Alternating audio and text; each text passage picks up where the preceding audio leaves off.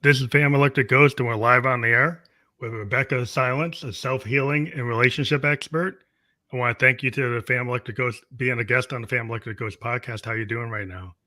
I am so well and grateful to be here. I'm excited for a potentially super elevating and maybe even life-changing conversation for our listeners. Well, thank you again for being on the show. We want to let people know that we are a featured podcast on the Newsly Network. You might see a little icon up there that says listen on Newsly, and scrolling below there's a coupon code. For those of you who've never checked that out, that's an audio only platform. We are a featured podcast on there. So if you use the coupon code of Ghost, you can check that out for a month, no cost to you. And we will be on Newsly later tonight. So the other thing we do have is your RebeccahSilence.com/masterclass URL. And that will be fully clickable on all the platforms that we're on. So you don't have to remember that. That will be up during the show. But you don't have to worry about trying to write it down. You'll be able to click through on all the platforms that we're on. But again, I want to thank you for being on the show. And one of the first things we always ask people who come on the show is two sets of questions we always ask is like, what motivates you and why do you do what you do? Yeah. And just so everyone knows, this link that I have for the masterclass, it's my free gift to you. So enjoy it and check it out. And here's my answer, Phantom, to what motivates me. Being fully alive is what motivates me. I want to get the most out of life. I want every life I touch to be elevated because they got to experience me. And I'm a cancer survivor. I was given a 5% chance to live when I was 34 and pregnant with my second baby and getting diagnosed with cancer at 7 months pregnant, and then a 5% chance to live. Talk about motivation to just get the most out of my life. I'm not even supposed to be here, I feel Yeah. like. But I'm so grateful to be. And now all I want to do is live and enjoy, and not just the moments that are going well. I want to enjoy it all. I want to get the most out of every moment, every drop. That's really interesting because I'm at age 27, I'm 56. I had a level 3 sarcoma and I survived that. So that Oh, kind of the reason I'm doing what I'm doing today is that was like a sea change in my life. And I was a very shy person and I never would have done what I'm doing now. But then I yeah. said, well, if I survive that, I can do other things. So I understand that sometimes that significant event like that in your life can really really change your direction and change how Yeah. you see things and how you feel things. We can talk more about that, but I have kind of your like the focus of what we wanted to talk about today. So Yeah. finding calm in the chaos, daily habits for family serenity, and sharing strategies for creating a calm environment at home that fosters emotional well-being, reduces stress. That's one of the topics we can get into, but that was Yeah. like a focal point that I wanted to point out for the show. Other than that, we usually start also is like how did you find you know that that drive after going through something so significant? Because just you know, how did you want to go and pay it forward? Is that Yeah. like part of the motivation? Absolutely. And what's really interesting is I've been helping families heal since 2002. I started out as a music therapist, and my initial motivation to just help and encourage healing, especially in families, was my childhood. And interestingly, all of the trauma and abuse that I had survived as a kid in a domestic violence, alcoholic home is what I really believe kept me alive when I had cancer. I tapped into this ability to overcome and survive and elevate my circumstances that I had learned I had in me as a little girl. And it came into play when I was sick very unexpectedly. I remember thinking, this feels so much like my childhood abuse and trauma when I was sick. And then I realized this isn't me needing to do more healing on that.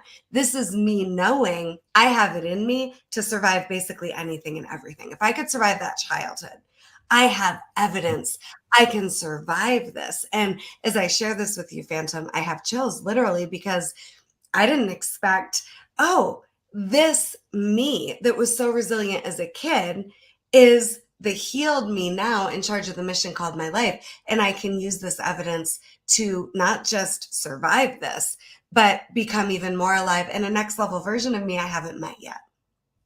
Yeah, you can always thrive. Like you can take like a lot of times as creative people, we take things that happen to us, right? And sometimes there's a lot of negative things or pain involved in artistry. I've dealt with a lot of artists and their ability to take something that was very traumatic and turn it into art is like the resilience of Hmm.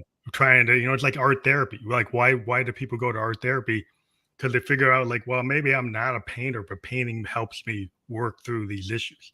Or Yeah. playing a piano helps me work through it, or writing a poem helps me work through it, or doing theater, whatever, crochet, whatever gets you involved where you can find a positive way rather than a negative way that might go into addictions and other things that aren't really positive for your life. Yeah.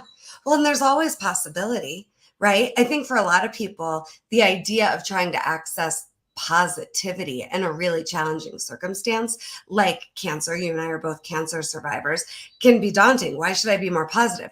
But what I love to teach is, but there's always more possibility. So, what possibility can I access? And for me, in the face of a cancer diagnosis, what was possible was that I could live. And I knew I had the ability to choose to live and to live like I was going to live, knowing it's not really up to me. It's bigger than me, but it's possible that I'm going to live. So every breath, every bit of energy I had, I put into the direction of more life. And we always can do that. And another thing I think is really important here is we don't need to wait for some extreme crisis or breakdown to motivate ourselves to live more or to experience more or to access what is possible for us. It can just be a decision. Don't wait for that rock Yeah. bottom. Just choose more for yourself because you can. With a mindset shift, because like if you get into like, a lot of times people have the imposter syndrome. And so they Mhm. don't feel good enough. I've run into artists, they're on stages and they have the imposter syndrome. They're very down on themselves, but then they can kind of put this mask on. But they are having a problem like all day until they get on stage. And it Yeah. seems to go away. But like the rest of the day, 80% of their life, they don't feel good. They don't feel like they feel like they're faking it. And Hmm. so, like, as a producer, when you deal with people, you start to uncover like the levels of like mask that people have on, and you're like, wow, I never realized how broken this person really is, and try to help them and not take advantage of it, right? Because sometimes if you work with people, the industry likes to take advantage of vulnerabilities. Hmm. So you have to try to be more empathetic and not just be a predator because Well, that's the yeah. key. And Phantom, we all have a survival self that we created to survive our childhoods and our families of origin. And when it comes to imposter syndrome, I think our survival self is just winning out because we don't trust it can be better than what we've known or what we're actually comfortable with. Even though it may be dysfunctional or toxic, we're comfortable with survival. We know we can survive survival. What we don't know is we can survive alignment with the truth of who we are and with our soul. And I think it's even bigger than mindset when we decide to embody the truth of who we are. That is a Hmm. way of being. And imposter syndrome is just a comfort zone. And I encourage all of Yeah. us to recognize essentially, I'm just going to be controversial for a second here. We're all bipolar. We all survive and we have that version of ourselves. And then we're all the best of who we can be and they're very different. And we have that, again, ability to choose either one anytime. But what's more comfortable is survival and imposter syndrome. And if, especially when it comes to family, we just default to survival, we get more of what we're used to and more of how we grew up with the family we chose. And then we wonder why we're disappointed and unhappy. Yeah. I think a lot of times it's like what I've seen is that it's self actualization. When I see somebody that actually can, connect with their real self or the true then it's all cylinders firing. Like Yeah. it's working. There, if you you pick up vibes from people. I'm a big believer in like energy and frequency. I'm a synthesis. So Mm, what I can see is like if I'm in front of a crowd and I'm using a dissonant frequency, it causes kind of like a punk reaction. It's kind of people are kind of like they're not in a harmonious point of view. They're kind of like in the mosh pit versus yeah. people who have the candle or their lighter and they're in this harmonious kind of wave versus a dissonant wave or a noise type of thing. So frequencies, if you have a person that is pulling off a bad vibe, they're real prickly, and you didn't even, you just feel it. You walk in a room and you feel that they're like that's radiating. So they're not. There's like the law of attraction. That's going to maybe draw more people that create that that situation where the prickliness is going to draw what that draws Yeah. versus somebody that's going to draw things that are going to maybe lay them on a path that where they're going to increase their growth. They're in the mind, they're the growth state where they're going to continue to maybe have challenges, but you continually try to move forward rather Mm. than relying on the past. Yeah. And we can have that dissonance, just like in music, even within ourselves. And it's not just about, oh, I'm not a vibrational match for this person. We can be dissonant internally. And when we are, that's the opportunity to decide, okay, who do I want to be now? I don't think we wake up one day, Phantom, and just know who we are. I think Yeah. it's a vision. We can know, wait, I feel dissonance inside. That means I must be in survival and there must be more for me. And when we're there, it's about deciding, who do I want to be? And it's simple. It's not easy, but that's always available to us. Deciding who we want to be beyond just who we've known ourselves to be. I think a lot of times people have phases. With artists, you can kind of clearly see it where Mhm. the 17-year-old artist is in a certain place in their life, right? By the time they get in their mid 20s, they change to another place, and they get in their 30s in another place. Another example, like you get a guy like David Bowie.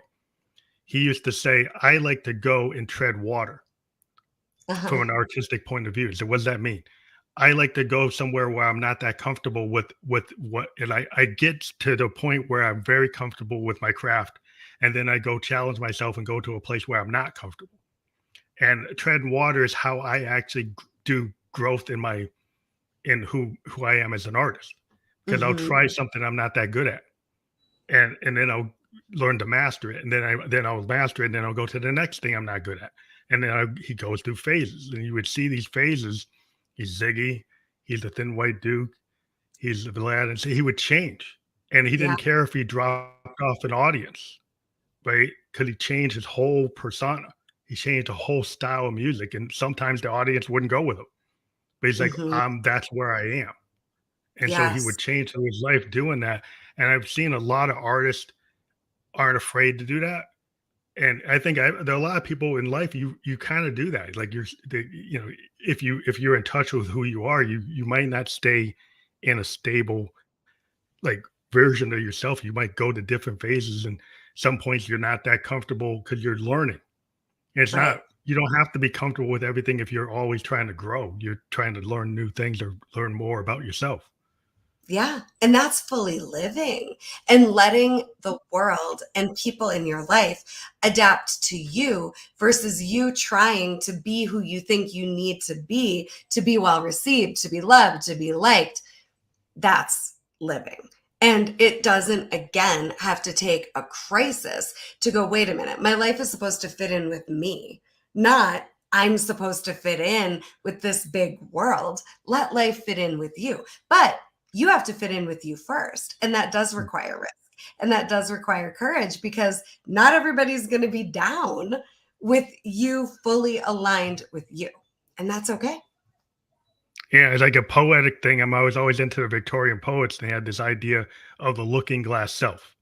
So if you Mm, check like William Blake and Tennyson and all the great poets and Hawthorne and Longfellow, they always had this idea of the looking glass, and they would look at it and then they reflect like the deeper inner personal demons or things about yourself, and it would radiate through their poetry.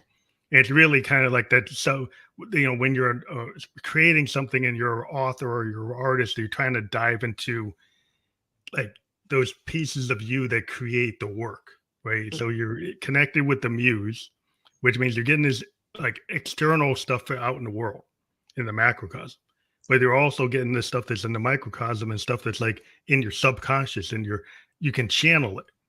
And when you start to realize that you're investigating your deep thoughts or your unknown, kind of things in complexity of your character, you actually start to, want to analyze it. You're doing like self-analysis and then you're sharing it with the world.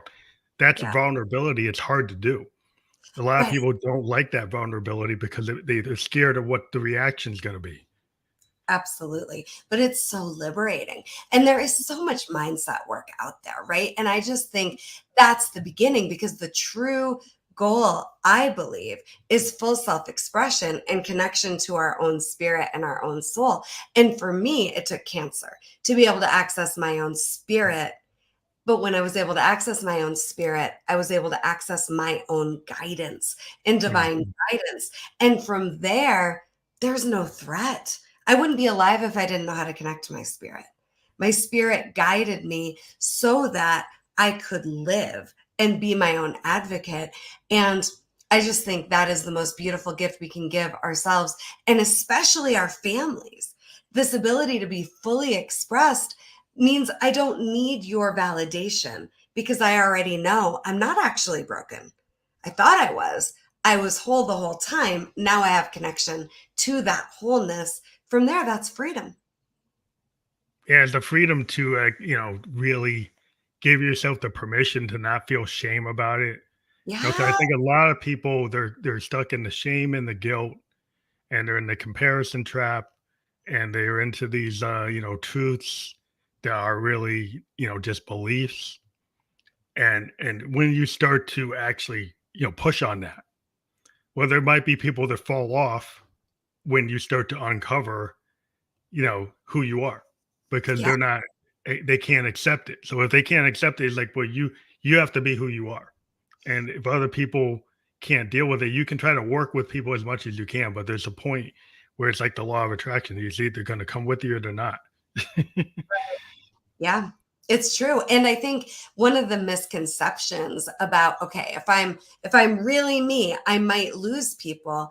I think the misconception is, okay, I'm going to lose people as the default. But what I found is the more aligned you are, the more attractive you are. You don't lose the right people when Yeah. you're aligned. And when you're misaligned, you have a lot of that dissonance you were talking about earlier, because these relationships aren't even a vibrational match.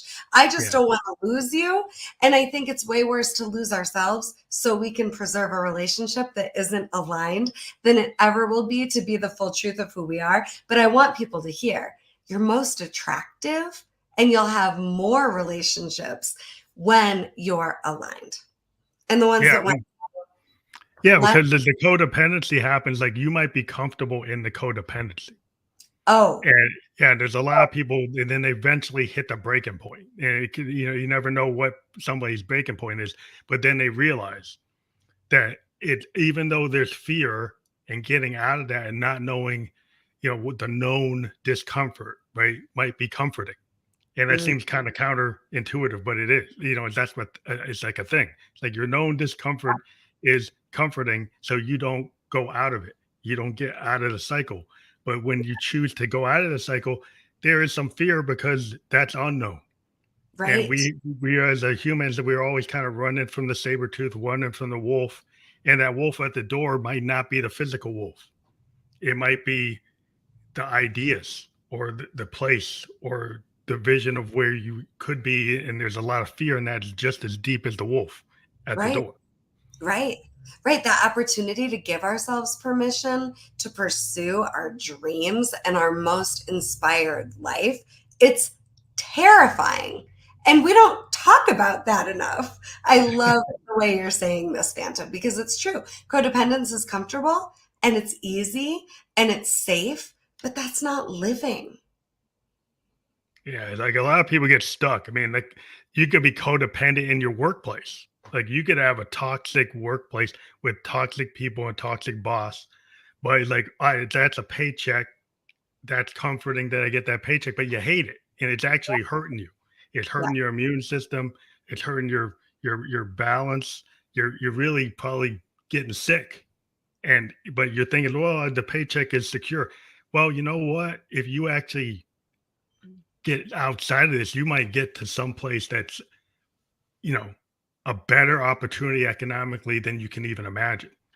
But Yeah. you just don't even try because it's so scary. Hmm. Well, and my definition of healing is freedom. And we get to be free. And any place we feel held hostage, we have an opportunity to liberate ourselves into more and more freedom. And how do you do that? You follow your truth, especially when it's vulnerable and scary, because the only thing we have to lose is ourselves. And I always say the only thing you have to lose is you. Don't you dare let that happen. And if in a moment you did, you're human, give yourself grace. But remember, I don't owe anybody anything. I owe me everything. And from that place of me honoring and respecting and taking care of myself, that's where I can be the best I could possibly be for every life I touch. So if we talk about like family trauma and how people can overcome it, Yeah. what's the kind of common misconceptions about healing family trauma that you've kind of learned, like lessons learned in the way your approach? Well, I love this question. And the number one misconception is that the trauma can't heal, that we must just live in spite of it, that we must just make the best of it. And that is a lie. The second misconception, Phantom, is that trauma means less of a life. And it's just not true. I wrote my book, Coming Back to Life, about how the trauma conversation can become an empowering one. I already shared my childhood trauma, I know saved my life when I got sick. And trauma gives us an opportunity to emerge at the highest level, the most aligned version of ourselves that we can be. And trauma is not something that can't fully heal or that means less of a life. And I hope that empowers everyone listening right now. I totally believe that because I think like when you go through life, it's those hurdles that you go through that is like if people say, "Oh, I wish my life had been more perfect." Like they're always trying to find perfection, but as an artist, what we find is like it's the things that you have to overcome that create the work, Mhm. right? And when you do that work, like you're going through it, like you go through that feeling. Like if you get into something that's really melancholy, a lot of artists can take a melancholy feeling of something that really happened to them and make it universal. And a Yeah. good example is like a Karen Carpenter, her approach to singing, and you could feel the melancholy even though she's singing a happy song. There was just something about how she could process that, and this Yeah. universal like connection that people could feel. It's like, wow, she's in pain and it's coming through her voice, and it's like this artistry that she had, and she Yeah. wasn't able to like save herself, but you could feel she was trying to do that work, and it got out there as her art, but she Yes. had places that she needed to work on, and she wasn't able to make it through. But that's the kind of thing that artists go through. But you also learn lessons where artists, fail. You get the Jim Morrisons, the Hendrixes, the Jazz Joplins that didn't make it Yeah. because they put it out there, but they couldn't figure out how to survive it. Well, and we reinforce our pain and our pain patterns until we heal them. And you used the word stuck earlier. And trauma is heartbreak. Where we were heartbroken, we get stuck in a trauma response until we heal. And how do we even know we're in a trauma response? It's the fighting the moment we're in, resisting it, flight, wanting to run and shut it down and numb out, or freeze, which we don't talk about enough, where we're just completely paralyzed in a moment. Those are the indicators. trauma is running the show. And I don't know about all of you listening, but for me, I refuse for my trauma, my past, or my abusers to win. I'm going to Mhm. win. And what that means is I'm going to overcome the part of me that's so comfortable, codependently safe and secure with my fight, flight, freeze coping mechanisms. And I'm going to use trauma to my advantage so that I can get beyond fight, flight, freeze. And what's beyond it? Alignment with our soul. And how do you get aligned with your soul?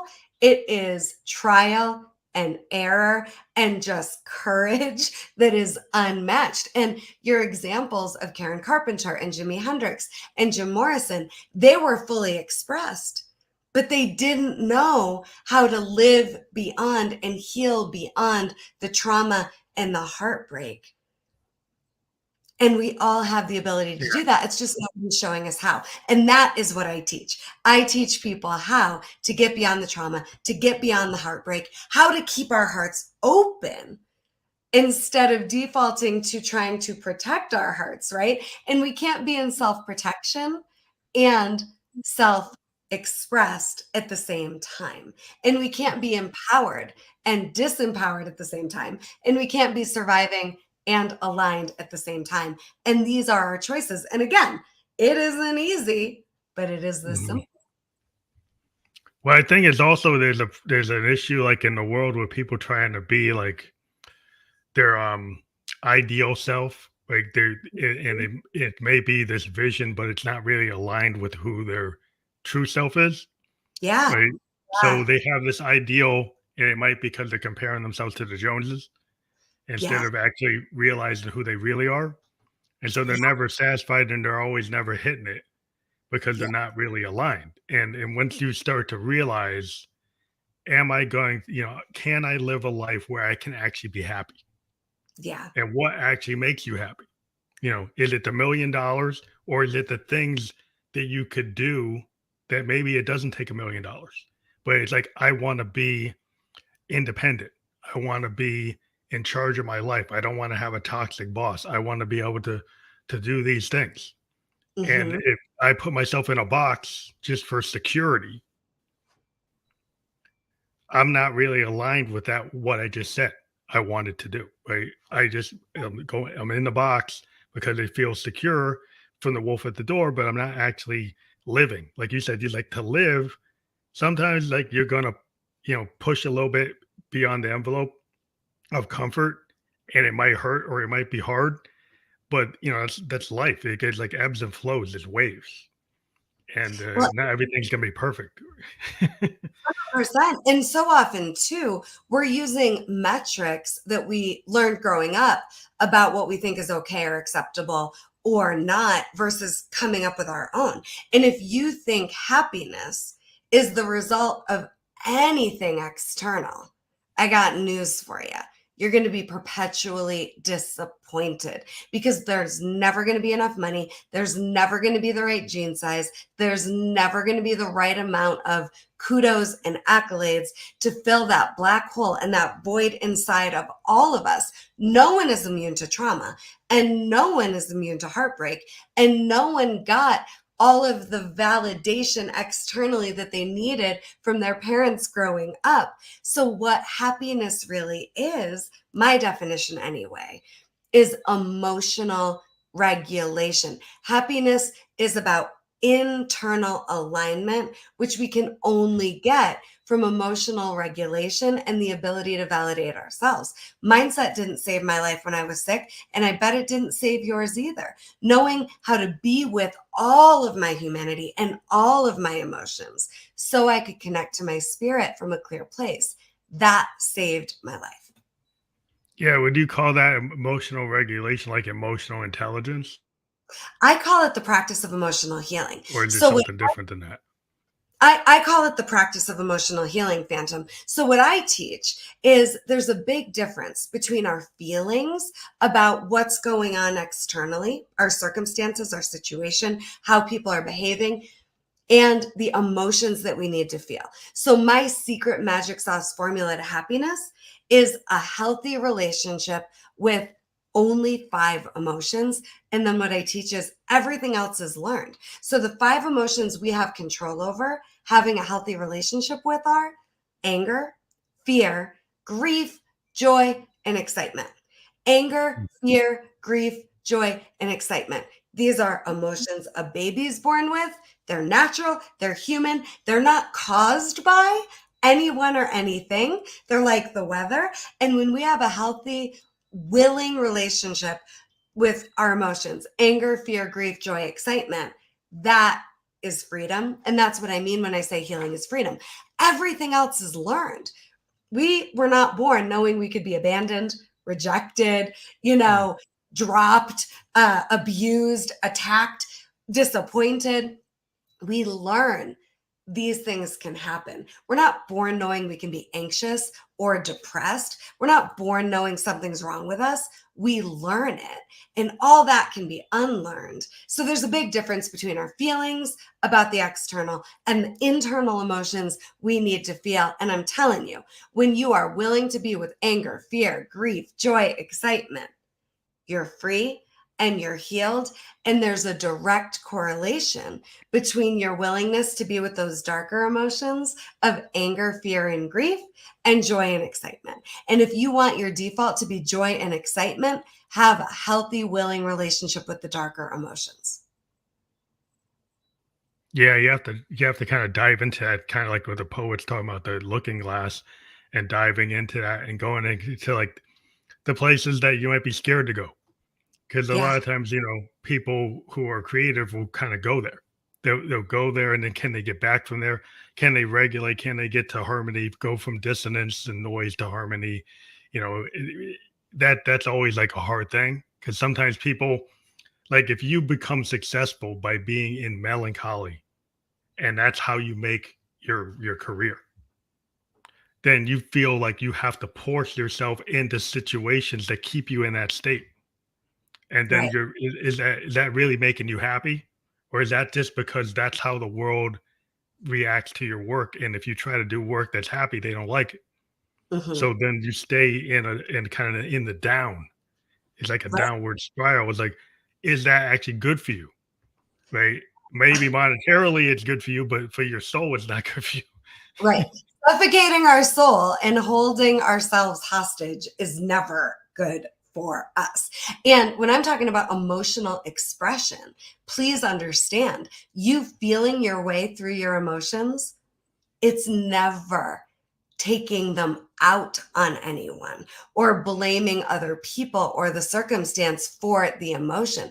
I am promising you, the other person and the Mm. situation, it's never the problem. Stuck emotion is always the issue. If you're ever experiencing that internal dissonance we were talking about at the beginning of our conversation, internal dissonance means emotion to feel, not take it out on anybody, just Mm. express it in a healthy way, release it in a healthy way. And it doesn't need to be dramatic, it can be very subtle. It's just we're born a clear channel, and it's our job and our right to stay a clear channel. And if anyone's clogging up our heart, our channel, anything, we just have an emotion to feel so we can get clear again. Not Yeah, easy, but yeah, you simple. got to release it and shake it off. Because I think a lot of times you see animals like, if you see an animal running away from a wolf and then they get away, they kind of shake it. They'll be Wow. like shaking, and it's like, well, they're kind of shaking off all that adrenaline, all that cortisol. But a lot of times with humans, we seem to not know how to do that, or we lost how to do that. We maybe knew how to do it a long time ago, but we seem to have lost the old ancient ways that we maybe thought, oh, that's like, oh, we don't need to do that. It's like, well, maybe you do, because you're sucking it up and you're not shaking it off, or you're not letting it kind of flow through. And then if you get these issues where you're building up like toxic things in your emotions, if you build all these toxicities, just like you can have toxic chemicals building up in your system, or bad cancerous cells building up in your system and then metastasize. I think it's the same thing can happen. It's like, how can you kind of shake that off, or Yeah. live in a way that you don't have these things metastasizing into you? Right. And we've got to move it and we've got to get it out so we're not holding on to it. And if we're holding on to it, it inevitably does become some sort of dis-ease. And we don't ever benefit from staying in a state of dis-ease. So the game is to catch it faster and faster and faster when there's internal dissonance. It might feel like a trigger. It might feel like that fight, flight, freeze default response that would be comfortable. However it is for you, just know you can know the difference in any given moment between when you're aligned and when you're misaligned, when you're emotionally clear and when you're not. And if you're not, no judgment, get clear, move the emotion. That's always available. And there's not always something to do, but there's always an emotion to feel. So your book or your books that you wrote, when did you feel that you wanted to express your concepts in books? Yeah, well, as soon as I realized, wait a minute, the practice of emotional healing is what saved my life. Just staying emotionally clear, staying emotionally clear, staying emotionally clear. I wanted to start writing about it. And I did. And so what Coming Back to Life is an award-winning book where I share my story with the goal of helping you connect to yours. I share my story and how it liberated me, not just the good moments, the dark moments, the non-preferential moments. How did they set me free? I share my story in the hopes that you will connect to your story so that you can learn how to use trauma to your advantage too. And you can learn how to emotionally regulate even in the toughest, darkest, most challenging moments. And especially then, we want you emotionally clear and free and at your best. And for me, coming out of cancer with a 5% chance to live, realizing I think I'm actually going to make it. It just gave me so much inspiration to write and to write and to write. And I'm so grateful I did. And this book has healed and saved a lot of lives and families. Because the other thing about trauma, Phantom, is it's inherited. It's generational. It gets passed Mhm. on until someone in the family goes, all right, it stops with me. And I work with generational healers that don't necessarily call themselves a generational healer, but they want better than they grew up with. And it's not knocking how we grew up or our families. But if you feel like the black sheep, if you feel like I've seen it could be better, why isn't it better? It's your job to make it better and to stop the patterns. And that's really what my book is about, healing generational trauma with you, not so that you heal everyone in your family, but so that you set a new example of possibility for everyone in your family. Well, you're breaking the cycle. Like even if you're the only member that does it, at least you're stopping that Yes. chain from continuing. Yes. And that's important.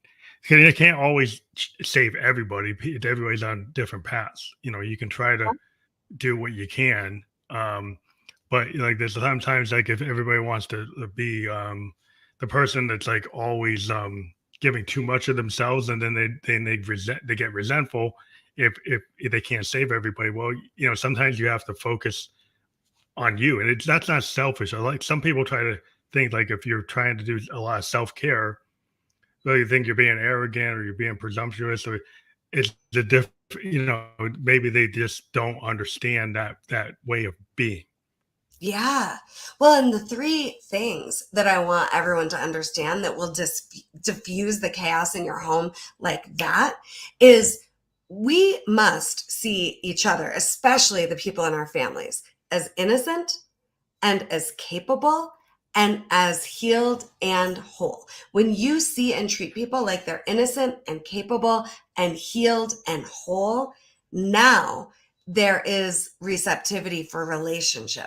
Now we have the ability to communicate and relate and connect deeply, intimately. But you're not going to be able to see people as innocent and capable or healed or whole if you don't see you that way first.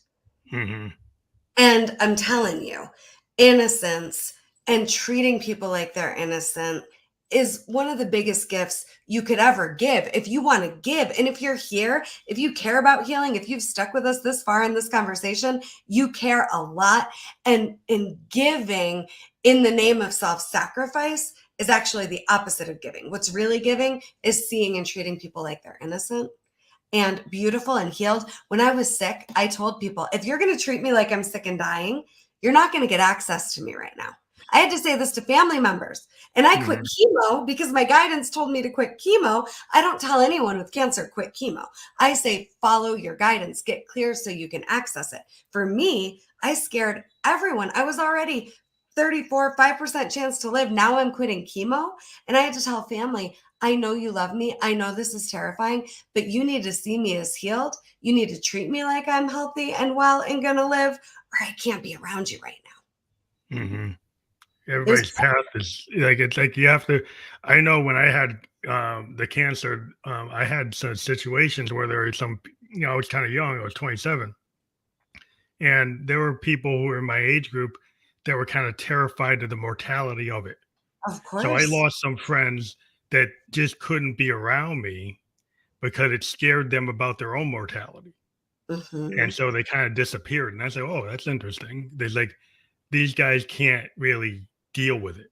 They can't. Right. And so it's like, I find that's where they are. And later in life, they might have some of them came back and they were kind of wondering if I was going to be mad at them. I say, that's where you were. I can't change where you're on, what trajectory you're on. Right. And, so that I kind of just accepted, where they were, and I went to places where other people came to me through a lot of attraction. But that's kind of the way I'm a Buddhist, so I kind of think in those mindsets. But Yeah. it's a different way of being. It is. And for me, I'd rather get the information, right? Like, are you going to be here in the hard, challenging moments or just when it's easy? Are you going to support me when I'm standing in my truth and my power and doing what's right for me, even if it doesn't make sense to you? It's just information. And this person was going to behave how they're behaving inevitably, eventually. So I always say, when you're super you, people work with you, they get mad and get over it and work with you, or they go away. I'd rather know sooner rather than later. Yeah, it's better to kind of know the lay of the land, to know who kind of have situational Totally. awareness of Yes. like who's around you. Because sometimes you might have this big crowd of people around you. And you have a dinner party, you think they're all your friends. And then some of them are really not your friends. And Mm-hmm. it's like, why do you feel the need to have all that around you, that all that edifice, if it's actually not actually helping you? Yeah. Like, so in some cases, some people have all these connections and they don't really dive into like what's really going on. Like, is there a situational awareness of what is actually happening around you? Or is it all kind of surface level and you're doing it for certain reasons why you want to have these connections? Mm-hmm. Well, in family, it's bigger than just the family you chose, your spouse, your primary relationship, your kids, your family of origin. It's your inner circle, Mhm. really is family. And what are your criteria? Do you have metrics? Do you have standards that you're intentional about and aware of? Because family can be what you've wanted and needed your whole life, but you've got to drive it and you've got to be brave and have boundaries and be willing to communicate and show up as who you really are vulnerably, so you can get the information about who really gets a seat at your table. And for me, nobody just gets a seat at my table at this stage of my life when I'm in my 40s. You have to earn it, and you have to earn the right to keep it. And Mhm. it's not that I'm cold-hearted. I want relationships to work, but Yeah. I don't sacrifice me to preserve the relationship. Yeah, sometimes you have family structures. I was in Japan. There's a lot of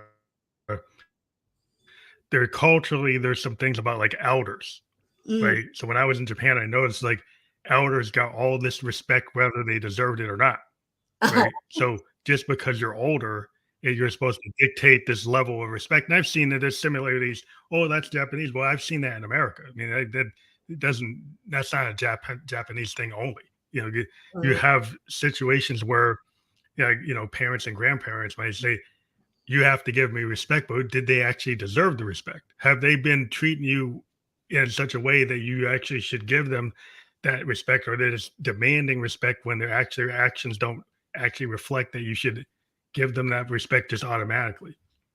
Like if This they've been like so in narcissistic toward you or something, or being very toxic, is like, should you just give that elder respect when they haven't shown you any respect? Well, this is so interesting, Fandom, because I love to teach all my clients that, you know, if we're going to be the best of who we are only when we think someone else deserves it, we actually suffer. So I think I can be respectful and have boundaries. And sometimes the most respectful I can be is making the choice to love someone at a distance. I don't need Hmm. to be close to me, but I don't change who I am. And I don't wait to show up at my best only if I think you deserve it. I'm going to show up at my best. I'm going to be mutually respectful, respectful of you, respectful of me, whether or not I think you deserve it. And sometimes that looks like me setting a boundary and saying, I'm complete with this relationship. But I don't become disrespectful and lower myself adapting down to your level. Hmm. And I think a lot of times we do that, especially with family, and it gets us in trouble. But what I think you're really talking about is a false loyalty that doesn't serve us. I'm loyal to my highest and best and to getting the most out of my life. I have standards for my relationships. I'm very clear in my communication about who I am, what I want, what I need. I always recommend giving people the opportunity to grow with you before you just call a relationship. Because if you don't give them the opportunity to grow with you, you take patterns with you. And we're trying to break patterns all the time. So we're more and more liberated, right? But I think it is okay to give yourself permission to let life fit in with you. It is okay to give yourself permission to have a loyalty to what's right for you and not a false loyalty to family of origin or what you think is right. But we can be respect and our best no matter what. And I think that's really important. Yeah, I think having like just a respect for like civility, like and just being not being rude, right? And so, but if somebody has been like a narcissist and they're forcing like family events, and those events is like it's beyond your boundary, like that you don't feel comfortable because you had been hurt, and you just can't deal with it because they continue to be that narcissist, or they continue to be that abusive type of person. Yeah. And and so it's not that I'm not going to that Christmas dinner, is that I disrespect you, but yeah, that's beyond my boundary at this point in time. Yeah. What respects me and what respects you is I go to the dinners that I want to go to. And I had a client once who was married to a narcissist, and she had given him everything and anything he had asked for their whole marriage. They were married 20 years. She gave up her career. She had the kids. She supported his entrepreneurial dream. And all of a sudden, he's cheating and wanting a divorce, and she's coming to me devastated. And when we give ourselves away in the name of love, it never ends well. And whether you're with a narcissist or you're just not happy, it's time to honor what actually takes care of you, respects you, honors you, to make sure your needs are even more important than your desire to make sure other people's needs are met. Because when you come to a relationship and your needs are already met, now you don't need anything from them. Your Buddhist phantom detachment is I don't need anything from you. I and my relationship with the divine, or whatever you rest with that's bigger than you, it's enough. But don't think that you making sure other people's needs are a priority is a healthy way to have relationships if you're not prioritizing your needs being met first. Hmm. Yeah, I think it's hard for some people to have boundaries, especially in family relationships. It's like they'll kind of get dictated to by like a top down kind of hierarchy, and Yeah. even if it's not, because they feel, well, it's only it's like I can't be seen as being, like you said, the black sheep of the family. Mhm. I can't be seen as being the bad guy or the bad person because I'm pointing out something nobody else wants to point out. And Yeah. and and so that becomes like, well, then you're the one causing trouble. Yeah. Cause the trouble. And If so there's how do you kind of manage that? Like if you're Yeah. Well, here's how I manage it, and here's how I teach my clients to manage it.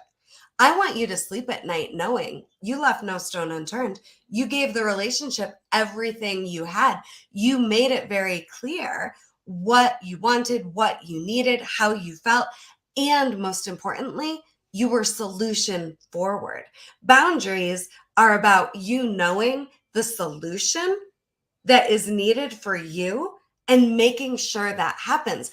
Being solution forward in your relationships is everything. So often we just pass the problem around like hot potato. Here's the problem. You can't do this is not a boundary. Here's what I need from you. Are you willing to grow with me? That's Mhm. a boundary. Yeah, because like times you got to have that conversation, but some people they're so closed they Mhm. find it offensive that if you even bring it up. And then you Yeah. realize, okay, how can I even work Yeah. with this person when I'm trying to be as positive and forward thinking as possible, and the person just shoots it down. Yeah. So if you're in that kind of scenario, it's not like you're disrespecting them or being rude, or you're just bringing up something they wanted to have Yeah. like an adult conversation. Like we Exactly. be adults in the room and not play games, and to say like, "This is what's the elephant in the room," and Yes. nobody else wants to talk about it, but I'm not gonna blame anybody, but I'm saying, "This is what I feel, this is what hear, this is what I see, this is what the vibe I'm picking up." You know, Mhm. what's wrong with me expressing that if that's a big and then they feel like you're attacking me. I was like, "Well, that's how you perceive it." Well, right, and how they perceive it, that's obviously not even about you, and if they're offended, they're looking for a reason to be offended, and I think there are a few one-liners, let me just share, that can make some of these hard conversations a little bit easier for you to sleep at night, even if the other person gets upset, right? So, one of the greatest one-liners I give my clients is, "I love you too much to have this fight with you. I want us to create a path forward that works for us both. I love you too much to have this fight with you. I want us to create a path forward that works for us both. Are you open to that?" That's powerful. A second That's one, "I care about this relationship so much that I need us to have a hard conversation. Are you open to that?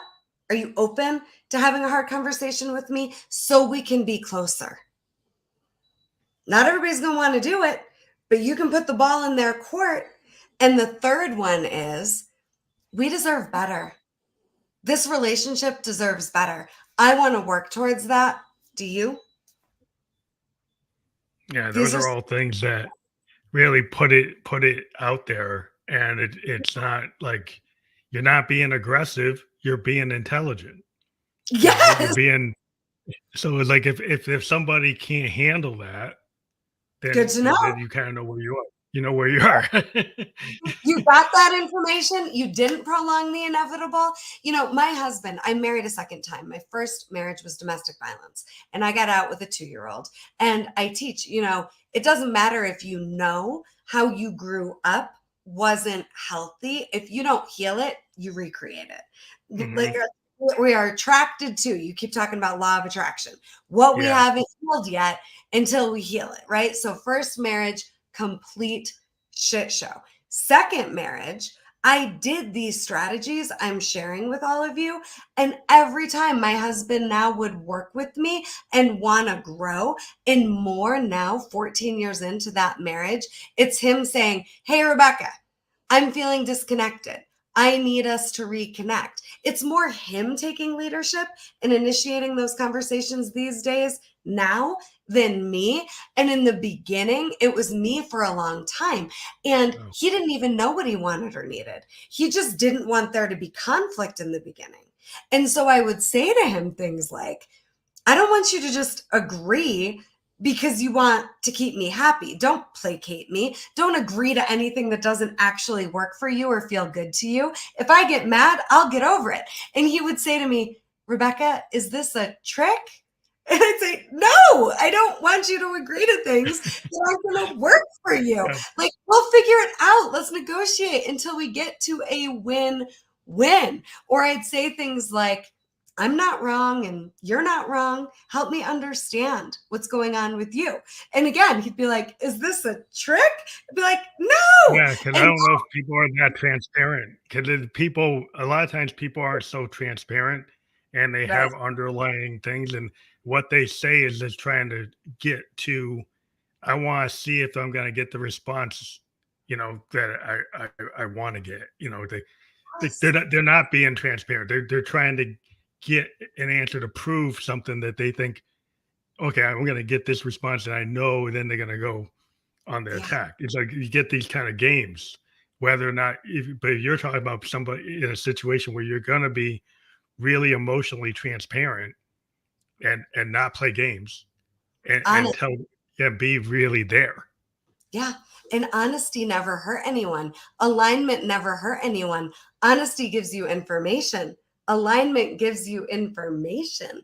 This is good because from there you can get closer. And I really believe all conflict, just like all trauma, can bring us closer to ourselves and to the other person if the other person's willing to work with you. And I'd rather know sooner rather than later, is this person willing to work with me or not? And like you, in my darkest moments, I've had people, you could have knocked me over with a feather. I thought they'd be there and they weren't. And then I've had people, I could have been knocked over with a feather. I was shocked they did show up. Hmm. Yeah, I it's just it's never like, yeah, because like when you choose the path that feels like your authentic, that is your authentic self, then Yes. the people around you are like the right people around you for that time, for that Yes. moment, wherever phase you're in. Because we kind of believe there's phases. Your phase. As the Buddhists, we believe we came from other paths. We're kind of sometimes they were in alignment with life kind of trauma, like the multiple lives that were on a certain path, and we Yeah. didn't do certain things, and we're in this position because of those things. And so you have to understand, it's like might not even be this life that put you where you are. It could be previous life that put you where you are. Right. That's our kind of concept, but it's still kind of this idea that you have to understand, like where you are in this time and point in your travel of Mhm. like how you could be evolving. Yeah, and I think we've all suffered and overcome enough. And can we just give ourselves and each other grace? Can we just make life from here on out about receiving the good and expecting to, starting with receiving the best of ourselves and offering that to the people in our lives? And if I've been my best and I'm emotionally clear and people have a negative reaction to me, I know that's not on me. And if people have a negative reaction to me and I'm triggered, oh, thanks for showing me a weak spot. I'd like to enforce that now that I can see it. And I wouldn't have been able to see it without you. So thanks for the trigger. This is just a totally different way of being, especially at home with our families, because nobody's going to trigger you more than your spouse or your kids. I guarantee it.